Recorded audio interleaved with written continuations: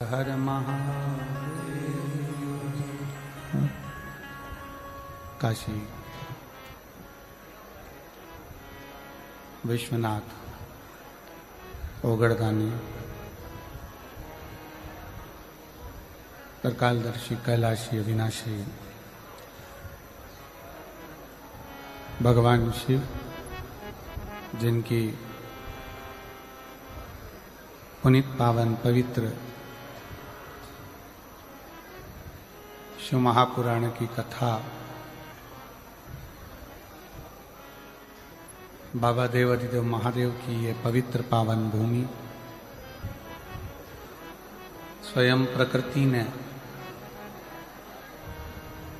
शिवलिंग के रूप में आकृति लेकर विराजमान भगवान शंकर मदेश्वर महादेव जिस जशपुर की शोभा बढ़ा रहे हैं, ऐसे मदेश्वर महादेव के पावन चरणों में बैठकर ये पवित्र पावन शिव महापुराण की कथा श्रवण करने का सौभाग्य आपको और हमको प्राप्त हुआ है।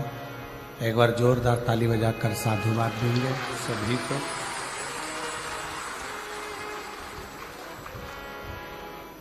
पूरी दुनिया का, विश्व का सबसे बड़ा शिवलिंग छत्तीसगढ़ की पवित्र भूमि मदेश्वर महादेव। हम तो ये कहेंगे, जो जीवन में एक बार कैलाश की यात्रा न कर पाया हो, वो एक बार छत्तीसगढ़ के जमशेद जशपुर के इस मदेश्वर महादेव की यात्रा जरूर करें।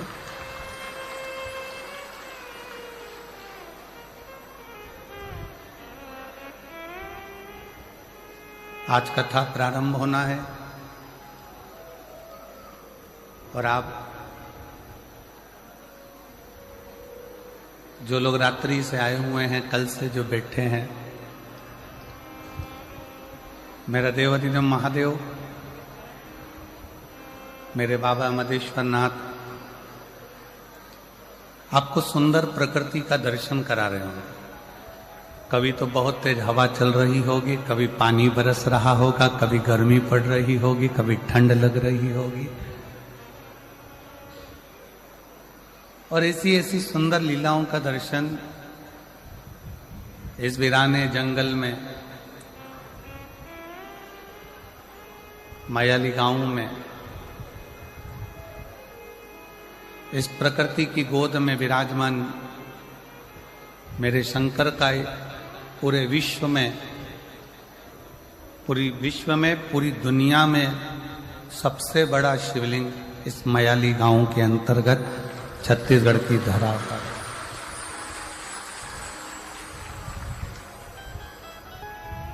और तेरी कृपा बिना ना हिले एक भी अणु, लेते हैं श्वास तेरी कृपा से तनु तनु।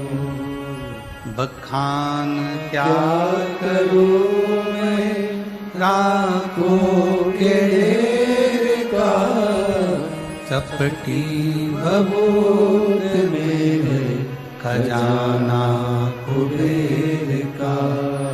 हे गंगाधर मुक्ति द्वार ओमकार तू, भोले ओमकार तू।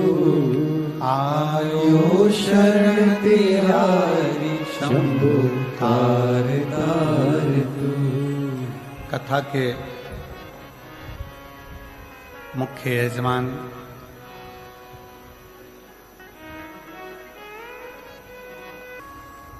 इसमें किसी यजमान का नाम नहीं दिया गया इस कथा को, क्योंकि ये मादेश्वर महादेव के चरणों में हो रही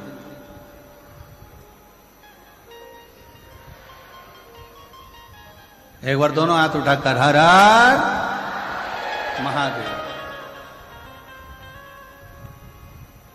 शायद इसलिए समिति ने निश्चित किया कि यह कथा कोई दूसरा नहीं करा रहा है, यह कथा स्वयं मादेश्वर महादेव करा रहे हैं और उनकी गोद में यह कथा हो रही है।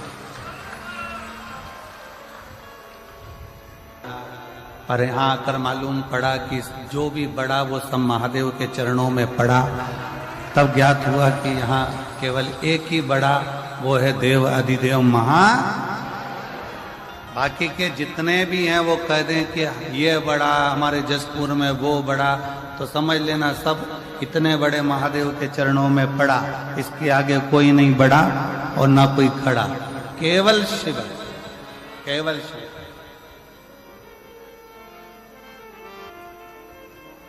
और दिल से सुनो कथा।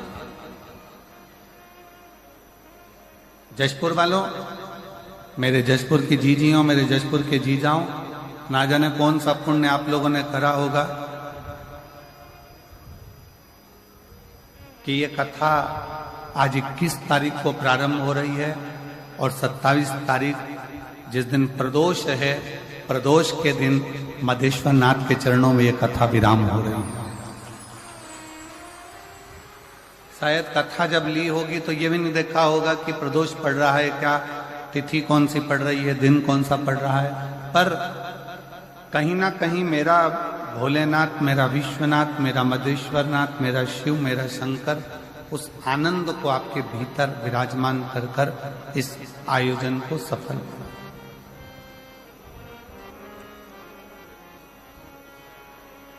हृदय से सुनो और जितना दिल से इस कथा को अपने अंदर उतार सकते हो उतने दिल से उतारो।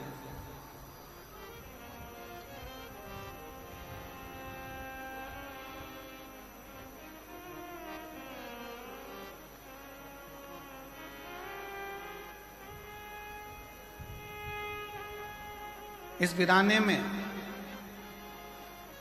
इस माइली गांव छत्तीसगढ़ की इस पवित्र धरा पर जैसे शंकर भगवान एकांत में बैठकर इस पवित्र शिव महापुराण की कथा को विराजमान होकर श्रवण कर रहे हैं, वैसे ही आप और हम इस कथा का लाभ लें।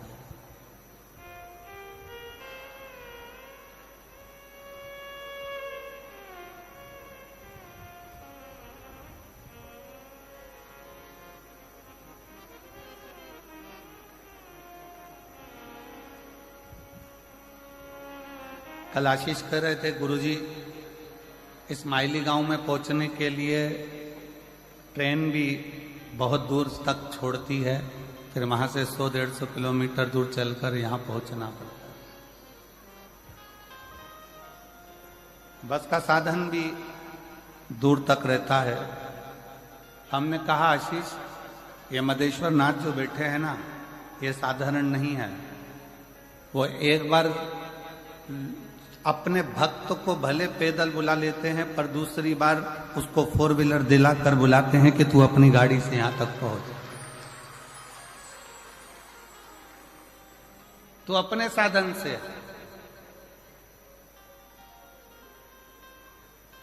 और तेरी कृपा बिना ना हिले एक भी अणु, लेते हैं श्वास तेरी कृपा से तनु तनु।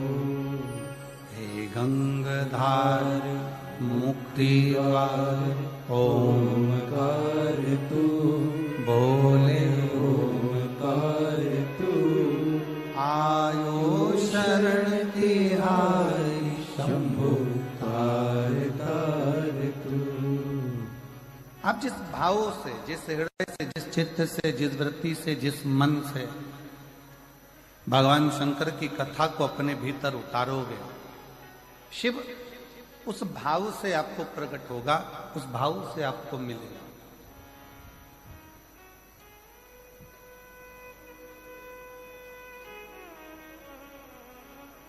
कई लोगों के मन में एक शंका होती है, बड़ा बड़ा भाव उनके अंदर आ जाता है कि गुरुजी, जब हम भगवान का भजन करते हैं, स्मरण करते हैं, कीर्तन करते हैं, भगवान की भक्ति करते हैं, तो हमारे ऊपर फिर दुख क्यों आता है? हमको तकलीफ क्यों आती है?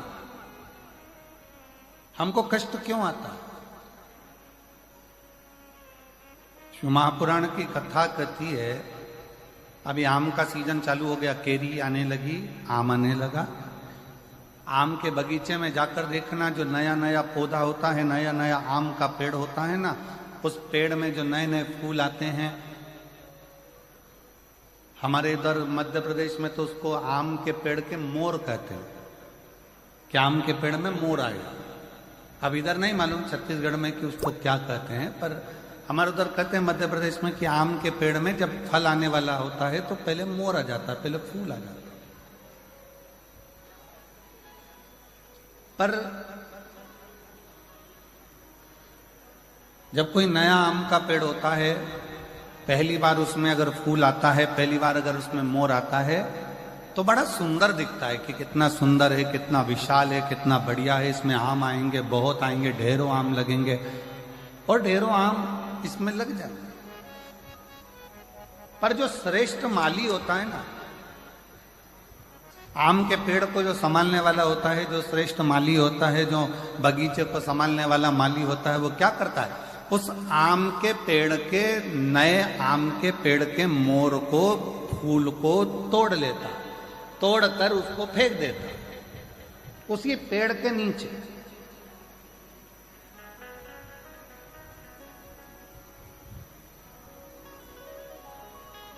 और दुनिया के लोगों को लगा कि इतना बढ़िया आम का पेड़, उसमें इतने सारे मोर भी लगे, इतने सारे फूल भी लगे और इतनी सारी केरियां आएंगी, इतने सारे आम लगेंगे। परंतु गजब करा माली ने, बगीचे के माली ने तो तोड़ा फूल को, मोर को, और पेड़ के नीचे डाल दिया। कई लोगों को गुस्सा भी आया, कई लोगों को लगा भी सरी कि ये क्या करा, बताओ। आम का पेड़ में इतने सारे मोर लगे थे, इतने सारे फूल लग रहे थे, और उसने तोड़कर सब नीचे पटक दिया, उसको कुचल दिया, बेकार कर दिया। पर जो समझदार था, जिसकी चित्तवृत्ति में समझदारी थी, उसने माली को धन्यवाद दिया कि वारे माली, तूने अच्छा करा, जो पहली बार नए वृक्ष में जो मोर आए थे, फूल आए थे, उसको तोड़कर तूने कीचड़ में डाल दिया, पेड़ की जड़ में डाल दिया। क्यों? क्योंकि हमारा एग्रीकल्चर कहता है, हमारी प्रकृति कहती है कि नया पेड़ का फूल, आम के बगीचे में लगे नए पेड़ के अगर मोर को, फूल को तोड़कर फेंक दिया जाए, तो दूसरी बार जो फूल आते हैं और दूसरी बार जो फल आते हैं वो अपार आते हैं, जिसको गिना भी नहीं जा सकता। इतनी कृपा के साथ में उसमें आम लगना चालू हो जाते हैं, उसमें फूल लगना प्रारंभ हो जाते हैं। अब जो लोग कहते हैं कि बड़ा भगवान दुख देता है, बड़ा तकलीफ आती है, भगवान तकलीफ दे देते हैं, भगवान कष्ट देते हैं, भगवान दुख दे देते हैं, हम इतना पूजन करते हैं तो भी भगवान हमारी नहीं सुनता, हम इतना भजन करते हैं तो भी भगवान हमारी नहीं सुनता, हम भगवान को भक्ति करते हैं तो भी भगवान हमें कष्ट देता है। उसका कारण केवल इतना है, भगवान को धन्यवाद देना कि परमात्मा भी वो माली है, भगवान भी वो माली है। जैसे बगीचे का माली होता है, वैसे वो परमात्मा भी माली है। और परमात्मा यदि तुम्हें कुचल रहा है, परमात्मा थोड़ा कष्ट दे रहा है, परमात्मा थोड़ा दुख दे रहा है, परमात्मा थोड़ा सा कष्ट अगर तुमको जीवन में दे रहा है, तो समझ लेना कि जैसे मोर को तोड़ा गया, फूल को तोड़ा गया और जड़ में डाला गया, जिससे ये पेड़ और उन्नति करे, और आगे बढ़े और बहुत उन्नति कर कर बहुत फल दे, उसी तरह भगवान भी अगर हमको दबा रहा है, कुचल रहा है, थोड़ा कष्ट दे रहा है, तो समझ लेना कि परमात्मा भी हमको बहुत आगे ले जाना चाहता है। समझ लेना, परमात्मा भी हमको बहुत आगे तक लेकर जाना चाहता है, परमात्मा हमको बहुत दूर तक लेकर जाना चाहता है, परमात्मा हमको बहुत अग्रणता में लेकर जाना चाहता है।